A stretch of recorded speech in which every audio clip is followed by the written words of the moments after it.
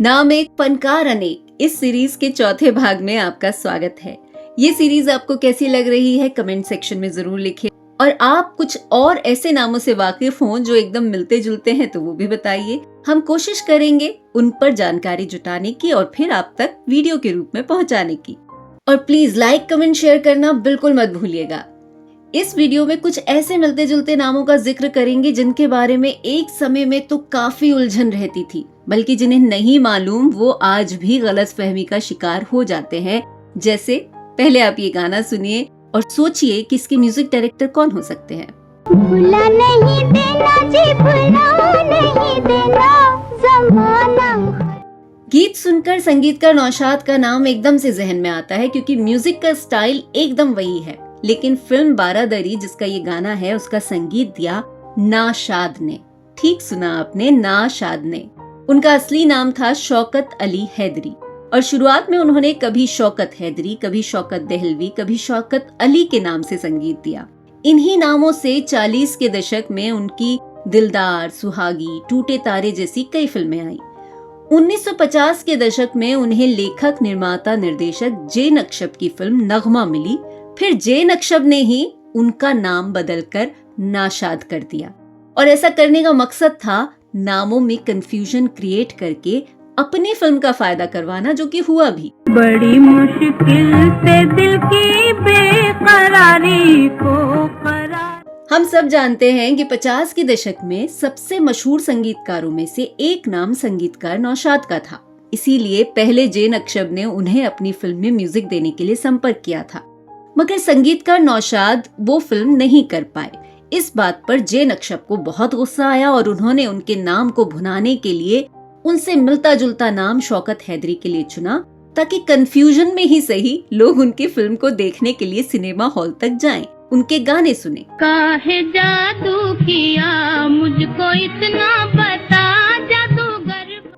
नगमा का म्यूजिक उस समय काफी चला भी, उसके कई गाने बहुत मशहूर हुए, और इसी कामयाबी के साथ शौकत अली हैदरी हमेशा के लिए बन गए नाशाद। नगमा फिल्म के गीतों को लेकर लोगों को कंफ्यूजन हुआ या नहीं, लेकिन 1955 में आई बारादरी के संगीत को लेकर आज तक लोगों को ये भ्रम है कि इसका संगीत नौशाद का है। बारादरी फिल्म का एक एक गाना बहुत मशहूर हुआ था, लेकिन जब ये रिकॉर्ड्स रिलीज हुए तो लोगों को लगा कि जरूर नाम छपने में कोई गलती हुई है, संगीत नौशाद ने ही दिया है। और वाकई इन गानों पर संगीतकार नौशाद की छाप दिखती है। तस्वीर बनाता वो कहते हैं ना कि अगर आपकी किस्मत में कुछ नहीं है तो चाहे जितने जतन कर लो वो आपको नहीं मिलेगा। यही दुर्भाग्य रहा नाशाद का। इतने मधुर गीत बनाकर भी वो नौशाद नाम के बड़े पेड़ की छाया में दब गए, लेकिन उन्होंने खुद भी उस छाया से निकलने की कोशिश नहीं की। उनके 8 बेटे और 7 बेटियां हुईं, और उनके लगभग सभी बेटों ने अपने पिता का फिल्मी नाम ही बतौर सरनेम अपनाया, नाशाद। एक बहुत बड़ी उलझन अक्सर हफीज खान नाम को लेकर होती है, क्योंकि जब आप 40s 50s की सिनेमा हिस्ट्री पढ़ते हैं तो कहीं नाम मिलता है हफीज खान, कहीं खान मस्ताना और कहीं हफीज खान मस्ताना। कई बार पता ही नहीं चलता कि ये 2 व्यक्ति हैं या 3 या एक ही व्यक्ति को अलग अलग नाम दे दिए गए हैं। तो चलिए इस उलझन को भी दूर करने की कोशिश करते हैं। सबसे पहले तो मैं आपको बता देना चाहती हूँ कि ये एक ही नाम के 2 अलग अलग व्यक्ति हैं।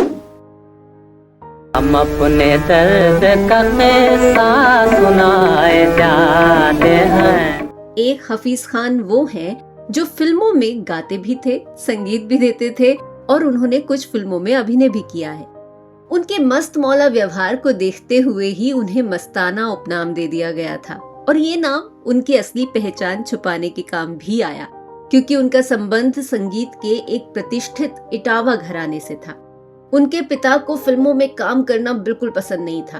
उन्होंने हफीज खान को सितार सीखने के लिए कलकत्ता भेजा था, लेकिन उन्हें फिल्म म्यूजिक में ज्यादा रुचि थी, तो 30s में वो बम्बई आ गए और 1938 में आई बहादुर किसान में उन्होंने एक गाना गाया। इस फिल्म के संगीतकार थे मीर साहब। उन्होंने ही हफीज खान को मिनर्वा मूवीटोन में नौकरी दिलाई और नाम दिया मस्ताना। और क्योंकि हफीज खान अपने पिता से छुपकर फिल्मों में गा रहे थे, इसीलिए फिल्मी पर्दे पर बतौर सिंगर उन्होंने अपना नाम दिया खान मस्ताना।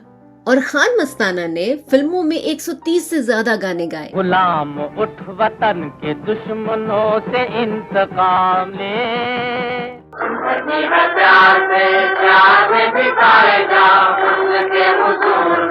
सिंगर खान मस्ताना ने जब 40 के दशक में फिल्मों में संगीत देना शुरू किया तो अपना असली नाम दिया हफीज खान। उन्होंने करीब 22 फिल्मों में संगीत दिया।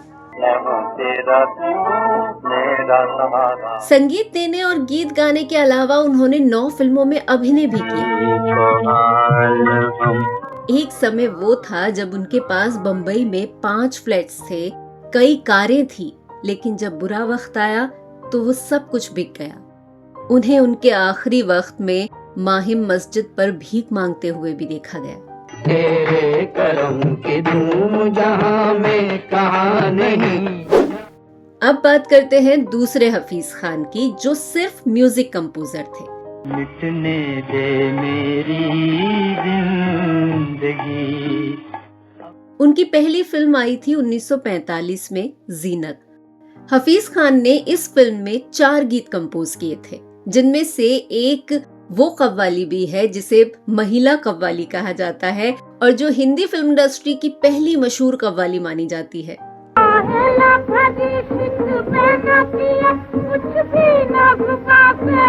1946 की हमजोली, 1950 की मेहरबानी, 1954 की लकीरें, 1954 की ही वतन, 1957 की मेरा सलाम और 1960 में आई शरीफ डाकू उनके संगीत से सजी कुछ प्रमुख फिल्में हैं। में नजर ये कौन आया, कौन आया। सिनेमा का इतिहास 100 साल से भी ज्यादा पुराना है और इन सालों में बहुत से कलाकारों, फनकारों ने अपना हुनर दिखाया है, लेकिन इन सालों में बहुत से लोगों की पहचान मिट भी गई है, क्योंकि उस दौर की फिल्में या उनसे जुड़ी जानकारी अब उपलब्ध नहीं है। जो उपलब्ध है उसे लेकर भी संशय की स्थिति बनी रहती है। किसी का क्रेडिट किसी और के हिस्से में चला जाता है या फिर गलत जानकारी फैल रही है। इसीलिए ये सीरीज शुरू की है और उम्मीद करते हैं कि हम अपने मकसद में कामयाब हो रहे हैं। ये सीरीज और वीडियो पसंद आ रहा हो तो लाइक, कमेंट, शेयर करना बिल्कुल ना भूले और आगे भी इसी तरह के वीडियो देखने के लिए चैनल को सब्सक्राइब करके नोटिफिकेशन बेल भी ऑन कर दें।